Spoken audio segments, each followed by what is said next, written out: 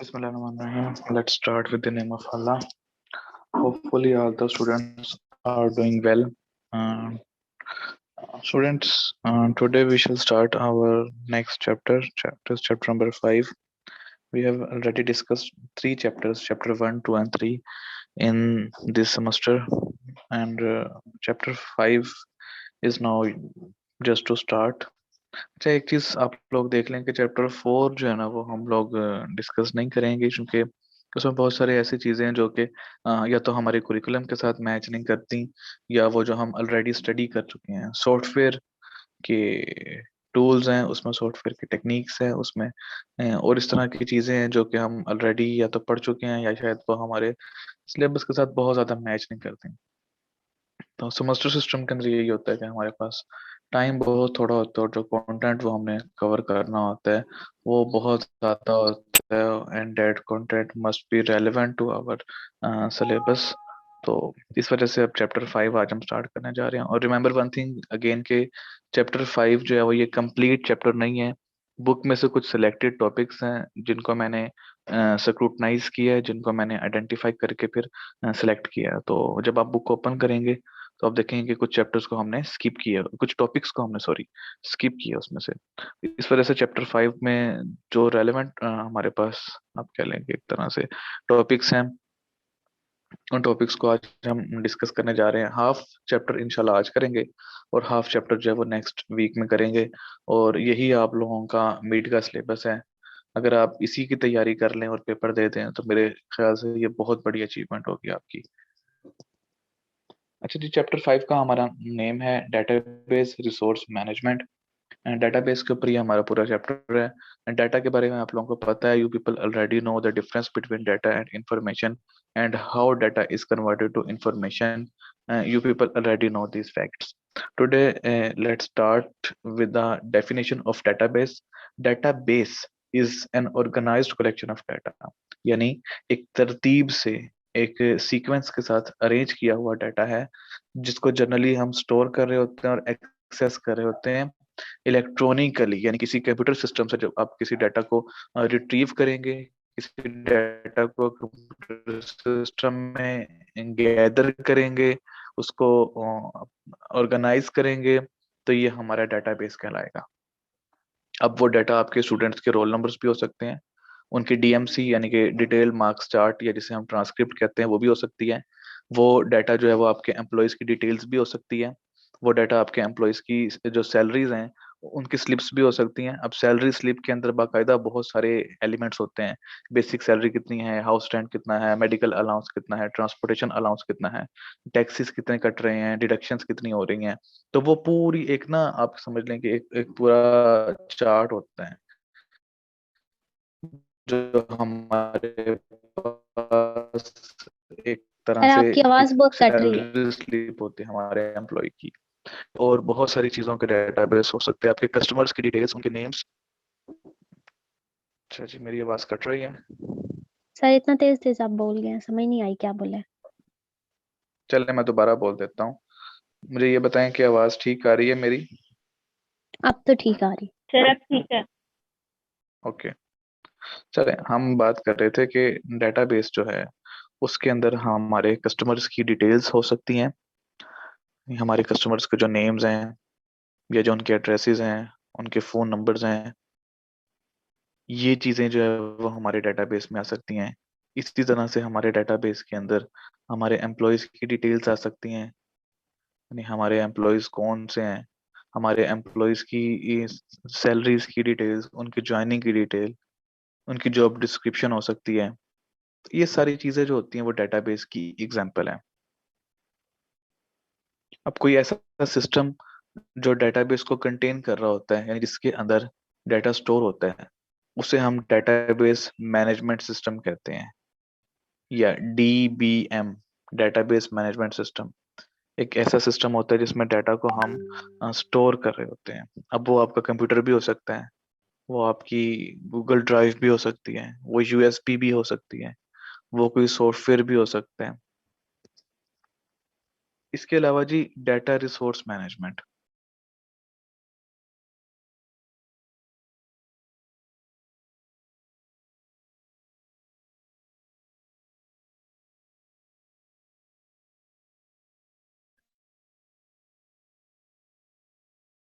इसमें होता क्या है, यूजेस डाटा मैनेजमेंट, यानी आप डाटा की मैनेजमेंट को इस्तेमाल करते हैं, डाटा को वेयर हाउस में स्टोर करते हैं, और दूसरी इंफॉर्मेशन सिस्टम की जो टेक्नोलॉजीज हैं उनको इस्तेमाल करते हैं। तो डाटा रिसोर्स मैनेजमेंट के अंदर देखिए, रिसोर्स किसे कहते हैं? रिसोर्स कहते हैं आपके जो जराए होते हैं, यानी वो फाइनेंशियल रिसोर्सेज भी हो सकते हैं, वो टेक्निकल रिसोर्सेज भी हो सकते हैं, वो ह्यूमन रिसोर्सेज भी हो सकते हैं, वो इंटेलेक्चुअल रिसोर्सेज भी हो सकते हैं। रिसोर्स काफी सारे होते हैं हमारी ऑर्गेनाइजेशन के अंदर। तो जब आप रिसोर्सेज को इस्तेमाल करते हुए डाटा को मैनेज करेंगे, यानी मैनेजमेंट से क्या मुराद है? डाटा की प्लानिंग, डाटा की ऑर्गेनाइजिंग, डाटा की कंट्रोलिंग, ये सब चीजें मैनेजमेंट का हिस्सा होती हैं। You people have already discussed these things in the subject of business management. फिर data warehousing, and warehouse किसे कहते हैं? अब आप लोगों को पता है, जहाँ पे कोई चीज स्टोर की जाती है। अब डाटा जिस जगह पे स्टोर किया जाएगा वो डाटा वेयर हाउस कहलाएगा। इसी तरह से जो दूसरी इंफॉर्मेशन सिस्टम की टेक्नोलॉजीज हैं, वो जो हैं वो भी आपके डाटा रिसोर्स मैनेजमेंट के अंदर आ जाएंगी। इंफॉर्मेशन सिस्टम टेक्नोलॉजीज के अंदर जो है वो क्या चीजें आती हैं आपकी, यानी आपका जो इंफॉर्मेशन सिस्टम है उसमें इस्तेमाल होने वाले सॉफ्टवेयर्स हैं, उसमें इस्तेमाल होने वाले आप कह लें कि टेक्नोलॉजीज हैं, एप्लीकेशंस हैं। तो ये सारी की सारी चीजें हैं। अब वो कह रहे हैं कि डाटा रिसोर्स मैनेजमेंट जो है उसमें डाटा को आप कह लें एक तरह से स्टोर किया जाता है ताकि आप जो इंफॉर्मेशन की नीड्स हैं उनको फुलफिल कर सकें। यानी जब किसी पर्सन को उसकी इंफॉर्मेशन रिक्वायर्ड है तो वो उसको यूटिलाइज कर सके, वो उसको एक्सेस कर सके। बिजनेस का जो स्टेक होल्डर है, स्टेक होल्डर आपका इंटरनल स्टेक होल्डर भी हो सकता है, एक्सटर्नल स्टेक होल्डर भी हो सकता है। जो स्टेक होल्डर्स हैं, बेशक आपके एम्प्लॉयज हैं या फिर आपके कस्टमर्स हैं या आपके पार्टनर्स हैं, तो उनको जिस डाटा तक वो अथोराइज्ड हैं, हम यहाँ अथोराइज्ड डाटा की बात कर रहे हैं। हम यहाँ पे सारे डाटा की बात नहीं करेंगे कि आप कस्टमर को दे देंगे कि हम अपने एम्प्लॉयज को क्या सैलरी देते हैं, या किस एम्प्लॉय की ड्यूटी जो है वो रिसर्च करना है, या किस एम्प्लॉय की का जो फोन नंबर है वो क्या है।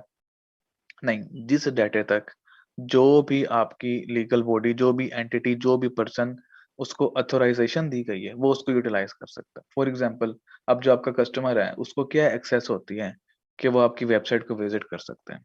यानी हम किसी कंपनी की एग्जांपल ले लें, हम जो है वो बात कर लें जो सपोज इटाली डोमिनोज पिज्जा की, या हम बात कर लें स्मार्ट कुक की, या कोई भी और कंपनी हो सकती है। हम बात कर लें, चलें पेल की बात करते हैं, हम पाकिस्तान के अंदर शान की बात करते हैं, हम मोटरोला की बात करते हैं, हम होंडा की बात करते हैं। ये सारे ब्रांड्स हैं ना, ये सारी कंपनीज हैं।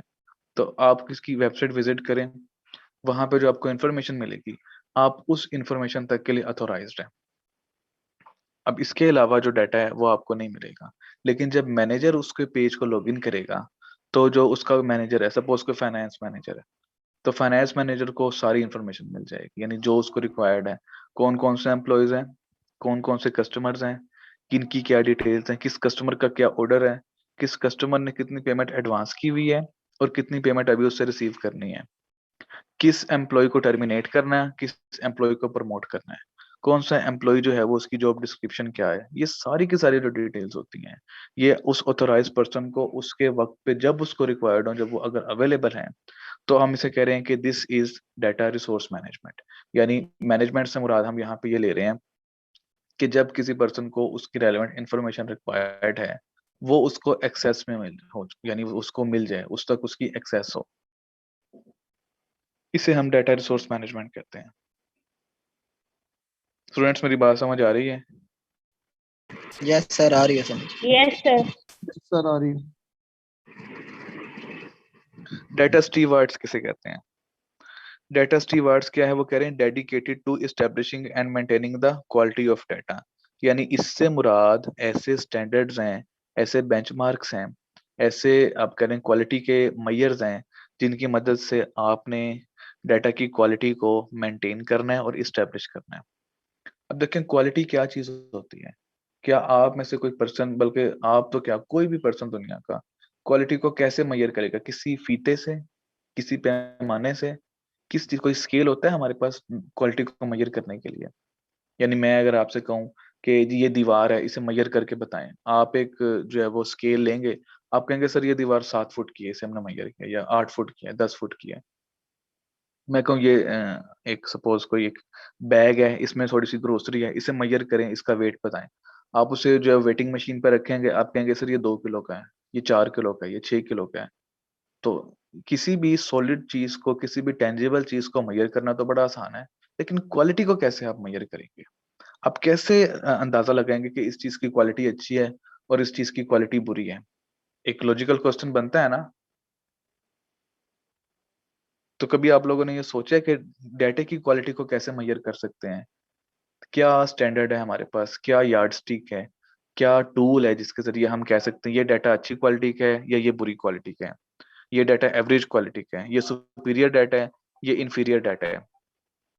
ये आप कैसे मैयर डाटा करेंगे? सॉर्टिंग से पता चलता है, डाटा सॉर्ट किस में कर रहे हैं, सॉरी, अल्फाबेटिकली डाटा सॉर्टिंग कर रहे हैं, सॉर्ट किस सॉर्टिंग तरह कर रहे हैं। सॉर्टिंग कर ली, अच्छा ठीक है, उसके स्पेलिंग मिस्टेक्स हम निकाल लेंगे, ग्रामेटिकल मिस्टेक्स देख लेंगे, इसके अलावा?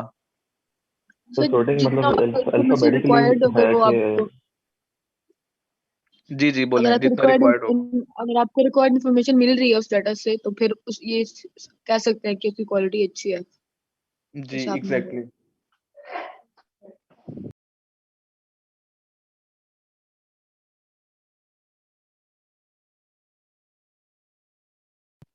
हाँ जी, तो बिल्कुल आप लोगों ने सही बताया, सब लोगों ने जो भी बताया ठीक बताया है।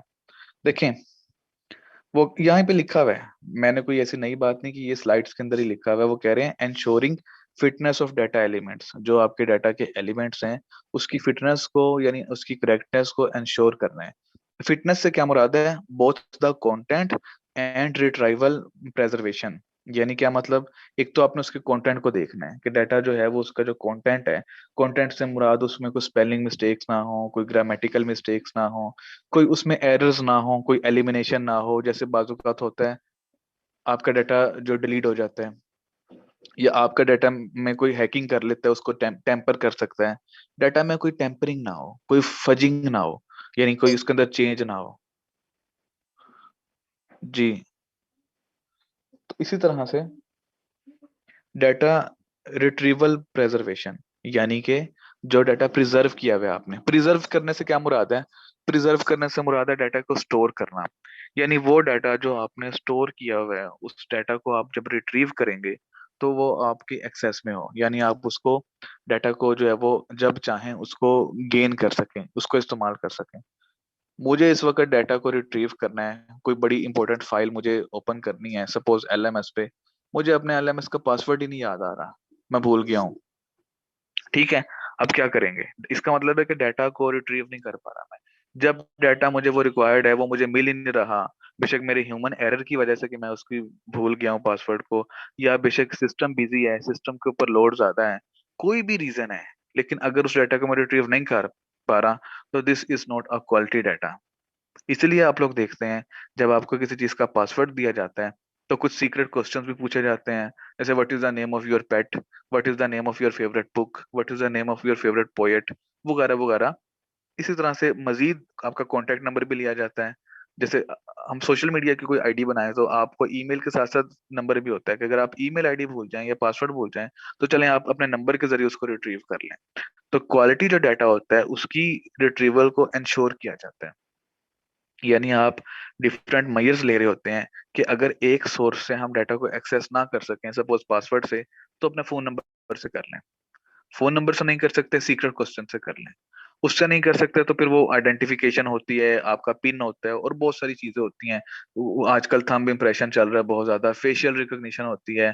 तो ये सारी चीजें हैं जो आप लोगों को पता है। तो ये चीजें होती हैं जी।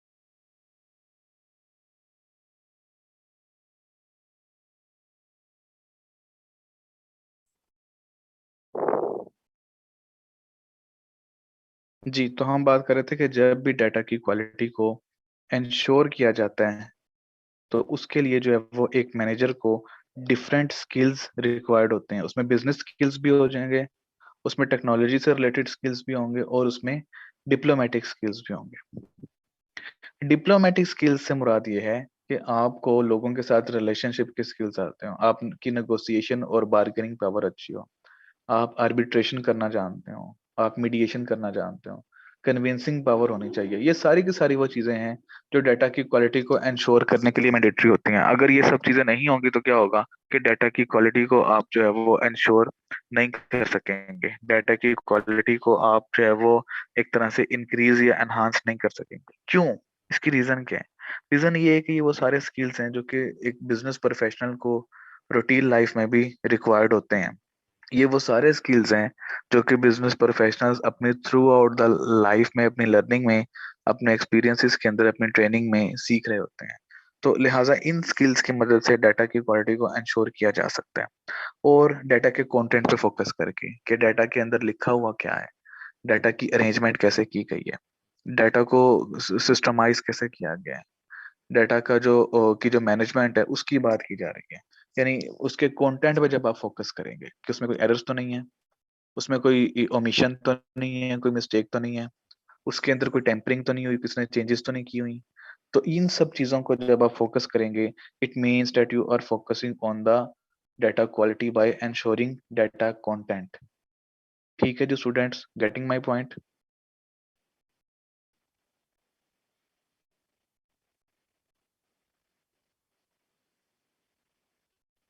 साबिर आपको समझ आ रहा है? जी सर समझ आ रहा है। शाजेब, यस सर, आ रहा है। अलमदार, यस सर आ रहा है। साद, यस सर, आ रहा है। इरफान। यस सर आ रहा है। अच्छा जी, इसके बाद हमारे पास है types of database. Types of database के अंदर हमारे पास अगर आप देखें तो ये डायग्राम आ जाती है। उसमें वो क्या कह रहे हैं कि एक तो नेटवर्क सर्वर है। नेटवर्क सर्वर से मुराद आपका जो मेन सर्वर है, यानी जो मेन कंप्यूटर सिस्टम है आपका, वो आपका नेटवर्क सर्वर कहलाता है। अब नेटवर्क सर्वर जो है वो कनेक्टेड है हर तरह के डाटा के साथ, यानी उस तक एक्सेस है हर डाटा की, या उसकी एक्सेस है हर डाटा तक। और एक आपका होता है क्लाइंट का पीसी। क्लाइंट पीसी से क्या मुराद है? यानी जो आपका कस्टमर है उसकी बात की जा रही है, जो उसका पीसी है। अब वो कह रहे हैं कि जो, अगर हम बात स्टार्ट करते हैं क्लाइंट के पीसी से, तो एंड यूजर डेटाबेस, यानी आपका जो एंड यूजर है उसका डेटाबेस भी स्टोर किया जाएगा, और उसका जो डाटा होगा वो आपको क्लाइंट के पीसी के अंदर स्टोर होगा। जैसे मेरा जो लैपटॉप है उसमें मेरी इंफॉर्मेशन सारी स्टोर होगी, और मैंने जब किसी भी चीज के लिए ऑर्डर प्लेस करना है, मैंने जब कोई इंस्ट्रक्शन देनी है, कोई फीडबैक देनी है, मैंने कोई आप कहने कंप्लेंट करनी है, तो क्या होगा? मैं नेटवर्क सर्वर से कनेक्ट करूंगा क्योंकि मैं क्लाइंट हूँ, मैं कस्टमर हूँ। इसी तरह से जो मेरा डाटा डिफरेंट वेबसाइट्स के ऊपर पड़ा हुआ होगा, जैसे फेसबुक पे है, मैंने लिखा होगा जी मेरा नेम ये है, मेरी जॉब ये है, मेरा फोन नंबर, मेरा ईमेल एड्रेस, मेरी चीजें ये हैं, उसे हम क्या कहते हैं? उसे हम डिस्ट्रीब्यूटेड डाटा कहते हैं। कि डिफरेंट वेबसाइट्स के ऊपर, बेशक सोशल मीडिया की वेबसाइट्स हैं, बेशक नॉलेज बेस्ड वेबसाइट्स हैं, बेशक कंटेंट एग्रीगेटर वेबसाइट्स हैं जहाँ पे डिफरेंट कंटेंट्स जमा होते हैं, बेशक कोई मीडिया की वेबसाइट है, कोई डॉन अखबार हो गया उसकी वेबसाइट है, जब अखबार हो गया उसकी वेबसाइट है, बेशक आपकी यूनिवर्सिटी ऑफ सरगोदा की वेबसाइट है। तो डिफरेंट वेबसाइट्स पे डिफरेंट कस्टमर्स का जो ब्रोकन डाटा अवेलेबल होता है, मतलब किसी का ईमेल नंबर है, ईमेल है, किसी का फोन नंबर है, किसी का नेम है, किसी की पिक्चर है, उसको हम डिस्ट्रीब्यूटेड डेटाबेस कहते हैं।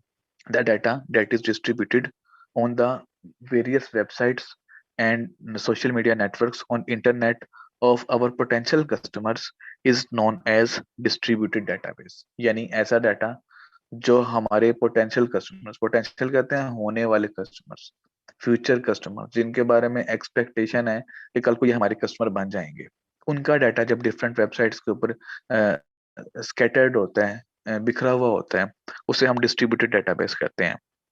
ये इंटरनेट पे भी हो सकता है और अदर नेटवर्क्स पे भी हो सकता है। अदर नेटवर्क्स में आपको सिंपली इंटरनेट आ जाएगा। तो अब इसके अंदर वो क्या कह रहे हैं कि जो आपका क्लाइंट का पीसी है उसका जो डेटाबेस होगा वो एंड यूजर का डेटाबेस होगा। इसी तरह से वो कनेक्टेड होगा आपके नेटवर्क सर्वर के साथ। तो नेटवर्क सर्वर जो है उसका कनेक्शन होगा डाटा वेयर हाउस के साथ। अब इन सारी टर्म्स को आगे जाके हम डिटेल में पढ़ेंगे, इसलिए मैं आपको अभी एक एक की डेफिनेशन नहीं बताऊंगा। आगे हम ये सब डेफिनेशंस कवर करेंगे इंशाल्लाह। इसी तरह से जो नेटवर्क सर्वर है वो डाटा मार्ट के साथ कनेक्टेड।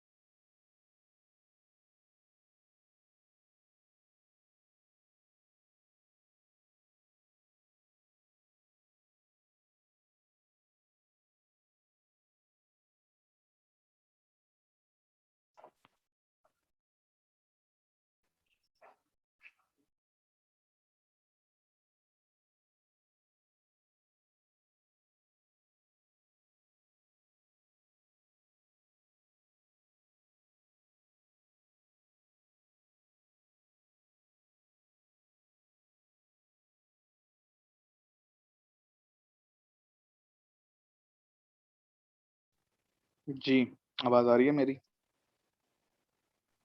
जी सर, अब आ रही गई थी। अच्छा जी, कहाँ तक समझ आया था?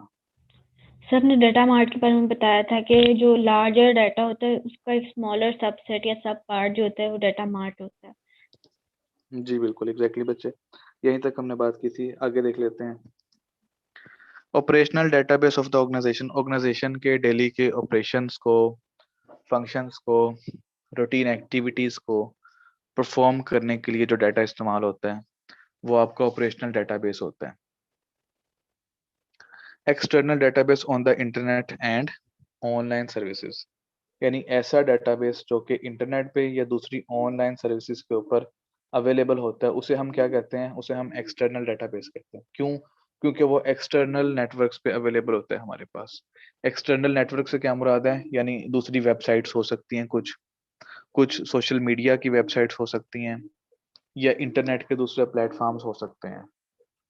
बहुत सारी कंपनीज जो होती हैं वो डाटा सेल भी कर रही होती हैं, यानी डाटे को कलेक्ट करके एज अ बिजनेस उसको सेल कर रही होती हैं।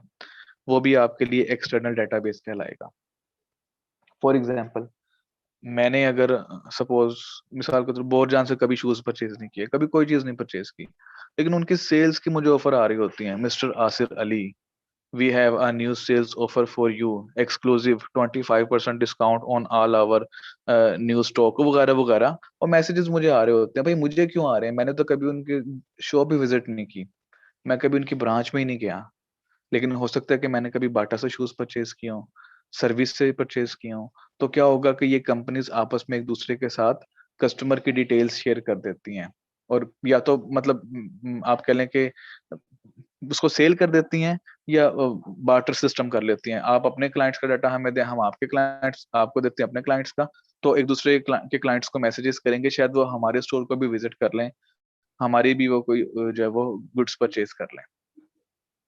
होता है ना इस तरह से कि अगर आप एक तो जगह अपना नंबर दे दें तो आपका नंबर पूरी मार्केट में, पूरी इंडस्ट्री में रोटेट हो जाता है। और एक स्पेशली वो जो ए स्पेयर करने वाले हैं और एसी रिप्लेस करने वाले हैं, उनके तो इतने मैसेजेस आते हैं, पता नहीं हमारे नंबर उनको कौन दे देता है। एक्चुअली हम जब ये सोचते हैं कि हमारा नंबर उनको किसने दिया, तो वो नंबर हम ही उनको दे रहे होते हैं इनडायरेक्टली, कभी सोशल मीडिया के जरिए, कभी हम उनको अपना नंबर दे रहे होते हैं किसी और कंपनी को अपना नंबर दे के कि जी सर हम आपको मैसेजेस भेजा करेंगे जब न्यू ऑफर्स आएंगी, न्यू डील्स आएंगी। तो हम इस तरह से हमारा नंबर मार्केट में एक दफा चला गया, हमारी ईमेल आईडी चली गई, हमारा सोशल मीडिया पेज किसी के पास चला गया, आईडी हमारी, उनको पता चल गया ये पोटेंशियल कस्टमर है, फिर वो धड़ाधड़ ईमेल्स और मैसेजेस और कॉल्स कर रहे होते हैं। ठीक है जी, ऐसे होता है कि नहीं होता? यस सर, होता है। कभी आप लोगों को किसी रैंडम नंबर से, बिजनेस से कॉल मैसेज नहीं आई? किसी बैंक सर से वहीं हमारा से तो एटीएम आते हैं। खरीद लें, हमारा क्रेडिट कार्ड खरीद लें, हमारी इंश्योरेंस खरीद लें? सर वहीं से तो आते हैं मैसेजेस। जी बिल्कुल। अच्छा जी, आगे चलते हैं। ऑपरेशनल सर ये डेटाबेस जो क्या? पीछे आपने बताया क्लाइंट पीसी के बारे में, किसके बारे में बताया मैंने? सर क्लाइंट पीसी के बारे में जो आपने बताया लास्ट स्लाइड में, जी, इससे क्लाइंट पीछे पीसी वाला। जो है, जी ये वाला। सर ये इसमें जो हाँ एंड सर यूजर उसको डेटाबेस बताया सर, ये तो बता दें। हाँ, क्लाइंट पीसी अच्छा और एंड यूजर डेटाबेस। अच्छा।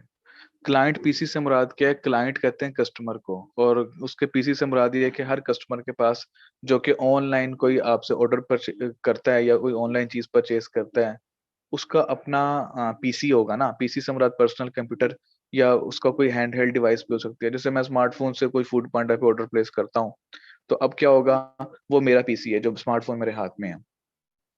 अब उस सारे डाटा को जो कि आपको क्लाइंट के पीसी से मिलता है, यानी जब मैं किसी फूड पांडा के रेस्टोरेंट से खाना ऑर्डर करूंगा, या मैं अपने मोबाइल से उबर की राइड ऑर्डर करूंगा, या मैं जो है वो सपोज दस्तक पे कोई चीज खाना ऑर्डर करूंगा, अली बाबा पे, दराज पे कोई ऑर्डर प्लेस करूंगा, तो मुझे कुछ इन्फॉर्मेशन देनी पड़ेगी ना उनको। वो कहेंगे जी आपका नाम क्या है, आपका नंबर क्या है, आपकी ईमेल आईडी क्या है।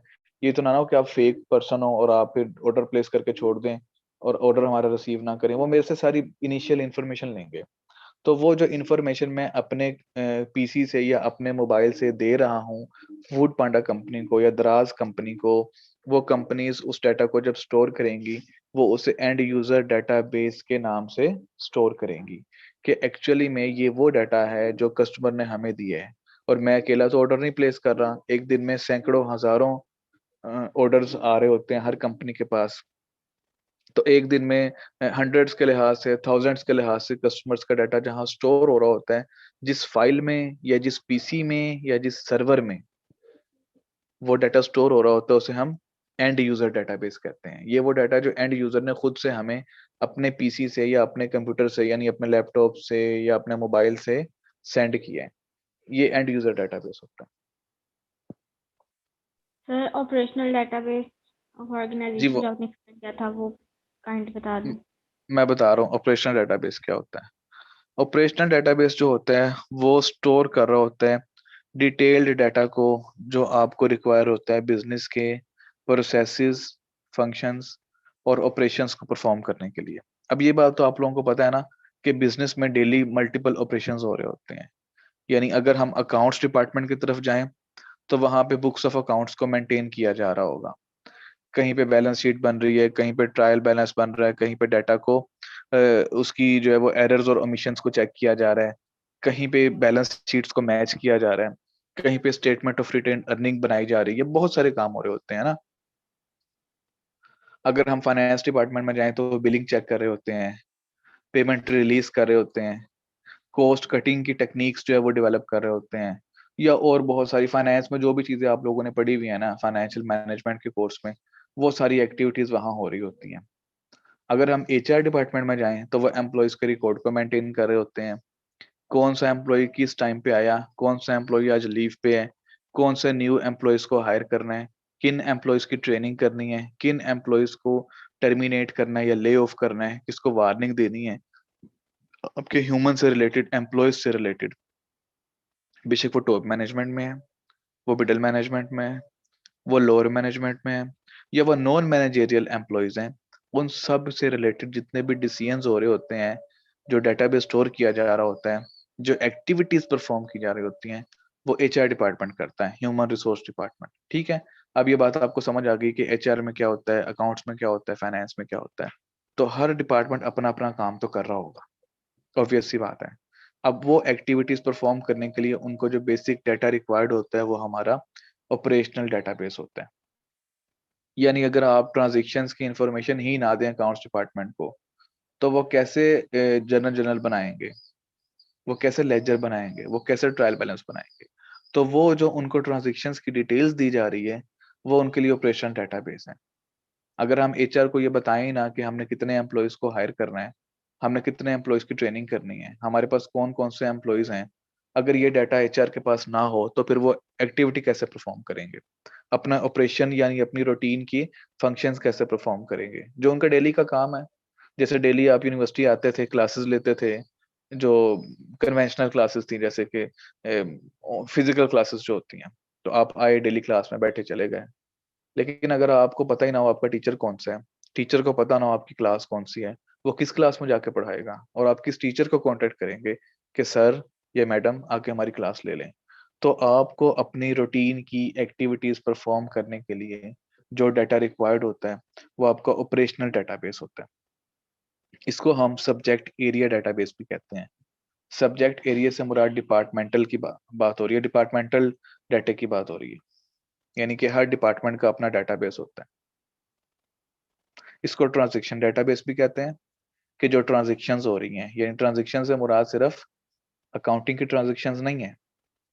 ट्रांजैक्शन से मुराद यहाँ पे आप कह लें कि जो भी एक्टिविटी परफॉर्म हो रही है, भी सामान आ रहा है, लोडिंग हो रही है कुछ सामान की, अनलोडिंग हो रही है, कहीं पे शिपमेंट हो रही है, कहीं पे पैकेजिंग की जा रही है, कहीं पे कोई एग्रीमेंट साइन किया जा रहा है। पूरी जो ऑर्गेनाइजेशन होती है, अगर आप कभी किसी ऑर्गेनाइजेशन को, उसके प्लांट को, उसके फैक्ट्री को विजिट करें, लिवाइस की फैक्ट्री को विजिट कर लें, या आप सपोज करें सीए सपोर्ट्स की फैक्ट्री को विजिट कर लें, या आप जो है वो शीजान की फैक्ट्री को विजिट कर लें, तो वहां पे क्या होता है कि ये सारी एक्टिविटीज जो हो रही होती हैं रूटीन में, इन्हें हम ट्रांजेक्शन, इनके जरिए जो डाटा हम स्टोर करते हैं उसे ट्रांजेक्शन डाटाबेस कहते हैं।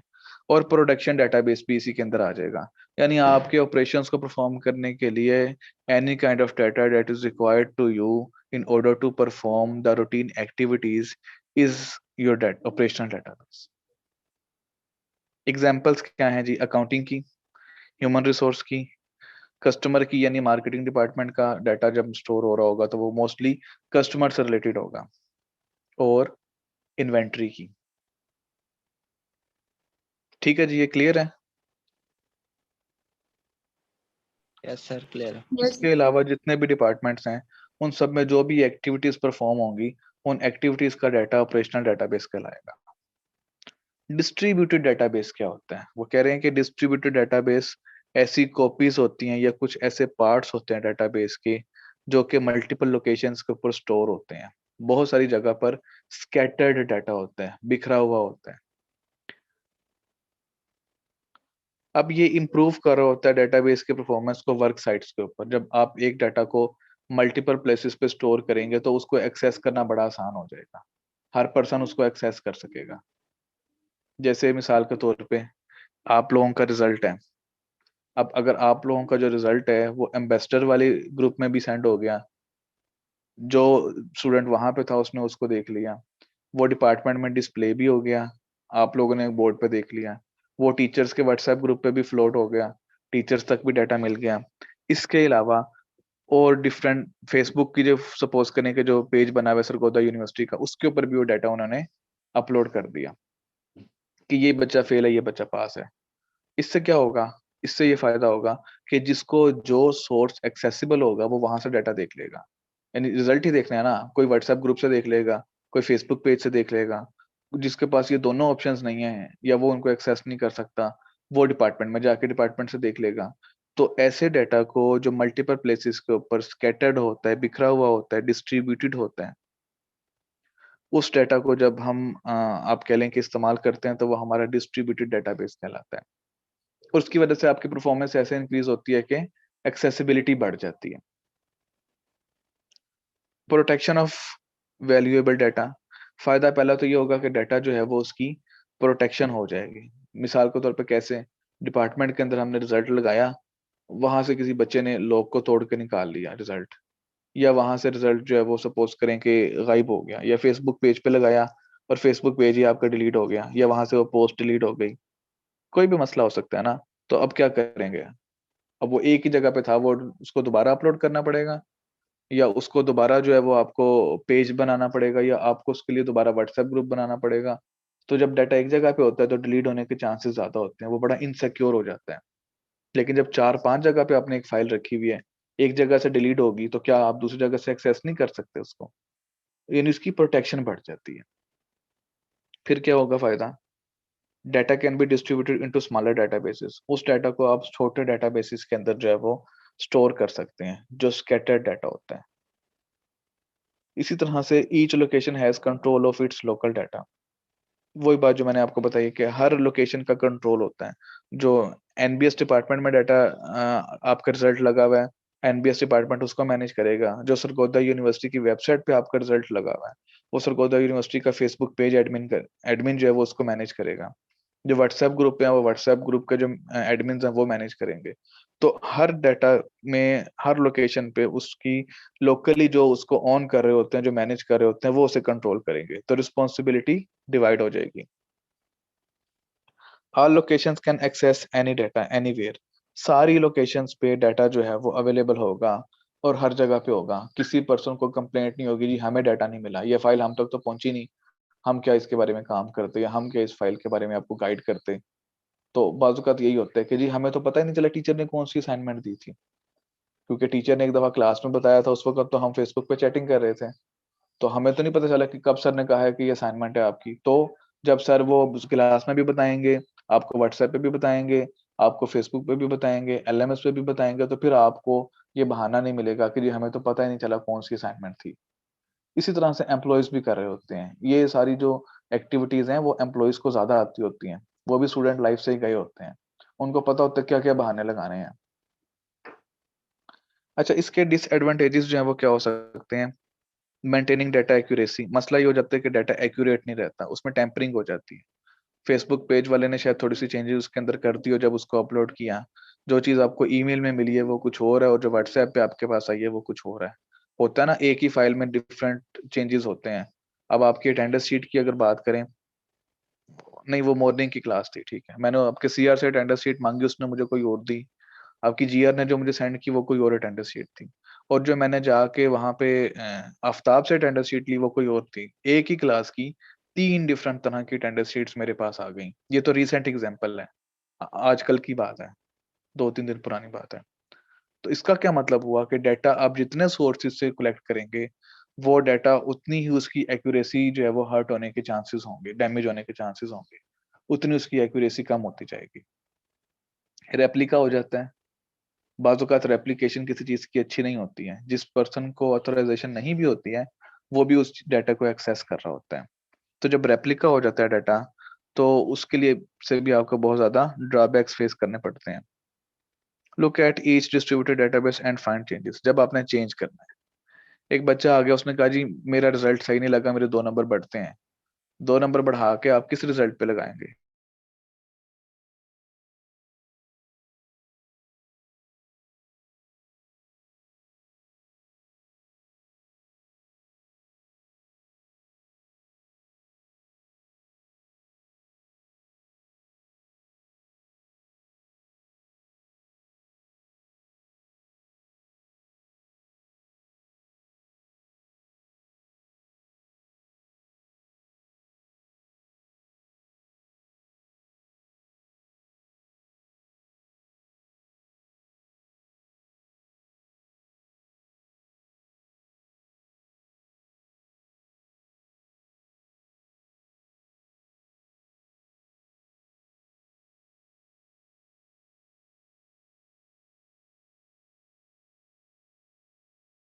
जी, तो हम बात कर रहे थे कि आप हर डेटाबेस को आपको अपडेट करना पड़ेगा जब आप चेंज करने लगे हैं। एक एम्प्लॉय ने कहा कि जी मेरी तो जो डिटेल्स आपने डिस्प्ले की हुई है वेबसाइट पे, उसमें एक स्पेलिंग मिस्टेक है। फॉर एग्जांपल जी, मिस्टेक आ गई कोई किसी पर्सन की, अहमद का नाम में AHMAD था, वो वेबसाइट पे जो आपने नेम अपलोड किया वो AHMED किया हुआ है। अहमद के नाम के स्पेलिंग में मिस्टेक आ गई। अब क्या होगा कि जब वो डाटा आपने वेबसाइट पे विजिट किया हुआ है, आप वेबसाइट पे चेंज करने के लिए WDC को कांटेक्ट करेंगे, यानी वेब डेवलपमेंट सेंटर, एक डिपार्टमेंट होता है आपकी यूनिवर्सिटी में भी बना हुआ है, जो इंटरनेट को और वेबसाइट्स को मैनेज करते हैं। उनसे कहेंगे जी ये नाम के स्पेलिंग चेंज करें। फिर जो न्यूज़पेपर में आपने डिटेल्स दी हुई हैं, आप न्यूज़पेपर वाले को कहेंगे इसको चेंज करें। नेक्स्ट टाइम जब आप न्यूज़पेपर इशू करें तो हमारे एम्प्लॉय का नेम चेंज करें। आपके जहाँ जहाँ पे भी आपने जो बुक्स ऑफ आपने मेंटेन की हुई है, यानी क्या कहना चाहिए, जो एनुअल रिपोर्ट्स हैं या जो आपकी अपनी प्रोस्पेक्टस है या जो भी आपने इंफॉर्मेशन दी है, हर जगह पे आपको उस डाटा को चेंज करना पड़ेगा। इसका क्या मतलब हुआ कि कितना मुश्किल हो जाएगा आपके लिए डिस्ट्रीब्यूटेड डाटा को अपडेट करना।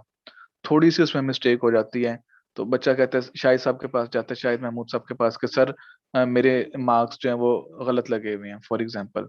अब शाहिद महमूद साहब के लिए बहुत बड़ा इशू है कि वो रिजल्ट को खुद भी चेंज करें या वो WDC से या जहाँ पे भी रिजल्ट जाता है एग्जाम डिपार्टमेंट उधर भी चेंज करवाएं, फिर मुमताज साहब से भी चेंज करवाएं, अमजद के पास भी जाके चेंज करवाएं, जहां जहां पे रिजल्ट अपलोड हुआ हुआ है। बेशक वो फेसबुक पेज पे है, चलो फेसबुक पेज पे रिजल्ट नहीं अपलोड होता, बेशक NBS में लगा हुआ है रिजल्ट या आपके व्हाट्सएप ग्रुप्स में आपको रिजल्ट सेंड हुआ हुआ है, उस सब को वो कैसे अपडेट करवा सकते हैं? कितना मुश्किल हो जाता है ना। तो ये एक बहुत बड़ा ड्रॉबैक होता है डिस्ट्रीब्यूटेड डेटाबेस की, कि उसमें अगर आपको चेंजेस करनी पड़ जाए, उसमें मॉडिफिकेशन करनी पड़ जाए, उसमें थोड़ी सी अमेंडमेंट करनी पड़ जाए, तो फिर आपको मल्टीपल सोर्सेज पे जाके आपको उसको अपडेट करना पड़ता है, जिसमें बहुत सारा टाइम वेस्ट हो जाता है। Apply changes to each distributed database, ये मैंने आपको बता दिया। वेरी कम्प्लेक्स, ऑब्वियस सी बात है, इस सारी एक्टिविटी को मैनेज करना बड़ा कम्प्लेक्स होता है। हर जगह पे डाटा को अवेलेबल करना और हर जगह से उसको अपडेट करना, हर जगह पे उस डाटा को रिप्लेस करना और हर जगह पे उस डाटा की अवेलेबिलिटी को इंश्योर करना। एक्सटर्नल डेटाबेस क्या होता है? This database is available for a fee from commercial online services और फ्री फ्रॉम द वेब। यानी कि वो कह रहे हैं एक्सटर्नल, लेकिन हमारे नाम से जाहिर है, यानी आउटसाइड द ऑर्गेनाइजेशन। बेशक वो इंटरनेट है, मैं पहले बता चुका हूँ, जैसे कोई वेबसाइट है या कोई कंपनी भी हो सकती है। बहुत सारी कंपनी जो डाटा सेल कर रही होती हैं, हमारे नेम्स, हमारे आईडीज, मतलब फेसबुक आईडी हो सकती है हमारी, आप कह लें कि टेलीग्राम की का नंबर हो सकता है, व्हाट्सएप नंबर जिस पे आपने अकाउंट बनाया हुआ है, या इसी तरह से जो हमारे ATM कार्ड है उसकी डिटेल हो सकती है, क्रेडिट कार्ड की, डेबिट कार्ड की डिटेल हो सकती है। तो ये सारा जो हमारी डिटेल्स होती हैं, ये बाज़-औक़ात कंपनी सेल कर रही होती है एक दूसरे को। तो वो जो डाटा होगा वो एक्सटर्नल डेटाबेस कहलाएगा। आप कमर्शियल ऑनलाइन सर्विसेज के जरिए उस डाटा को हासिल कर रहे हैं, बहुत सारा डाटा फ्री होता है। मिसाल के तौर पे आप यूनिवर्सिटी ऑफ सरगोदा की वेबसाइट पर जाएं, आप उधर लिखें NBS या नॉन बिजनेस स्कूल, आपके सामने नॉन बिजनेस स्कूल आ जाएगा। अब हम टीचर्स में से कोई भी पर्सन अपने डाटा की जितनी भी प्रोटेक्शन चाहता हो, कि सपोज मेरी पिक्चर या फिर मेरा नेम या फिर मेरी ईमेल आईडी किसी अनऑथराइज पर्सन तक ना पहुंचे, लेकिन फिर भी कोई अनऑथराइज पर्सन उसको जाके इजीली एक्सेस कर सकता है। चले मेरी बात कर लें, आसिर अली, अगर मैं ये चाहता हूँ कि भी मेरा ईमेल आईडी या फिर जो मेरी पिक्चर है वो किसी अनऑथराइज पर्सन तक नहीं जानी चाहिए, लेकिन कोई भी अनऑथराइज पर्सन उसको इजीली एक्सेस कर सकता है यूनिवर्सिटी की वेबसाइट पे जाके, वो भी फ्री ऑफ कॉस्ट। और चले मैं तो कुछ भी नहीं हूँ, मेरी तो इतनी कोई खास वर्थ नहीं है, इतना कोई बहुत ज्यादा मैं बड़ा कोई प्रोफेसर नहीं हूँ, सिंपल सा एक मामूली सा लेक्चरर हूँ।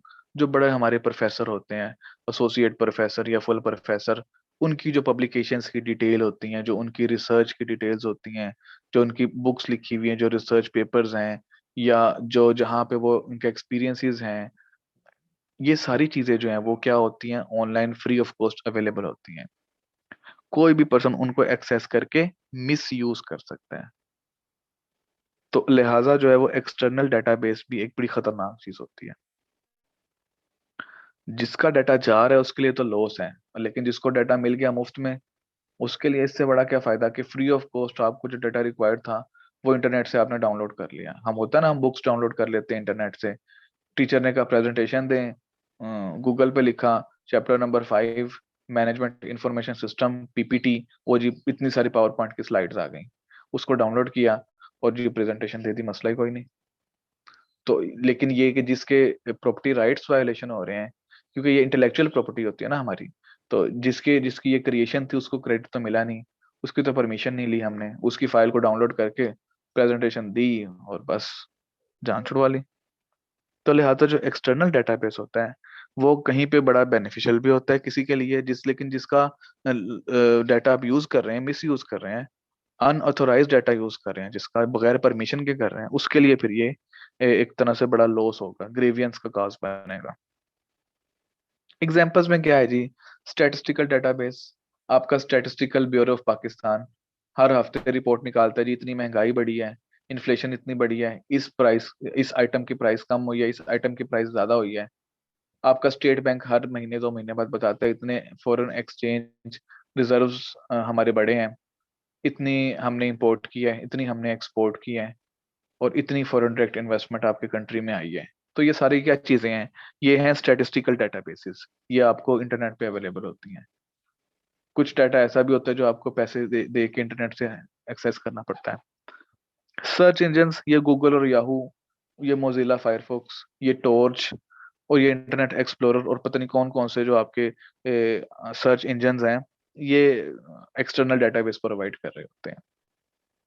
आपकी सोशल मीडिया की जो वेबसाइट्स हैं, आपको क्या लगता है कि ये जो वीडियोस हम देखते हैं फेसबुक पे, ये जो इंस्टाग्राम पे हम पोस्ट देखते हैं, या जो यूट्यूब हम इस्तेमाल करते हैं, जो वीडियोस हम उस पे देखते हैं, जो हम व्हाट्सएप पे हमें मैसेजेस आते हैं, ये मार्क जकरबर्ग भेजता है, या फिर ये हमें इलोन मस्क भेजता है, या बिल गेट्स भेजता है।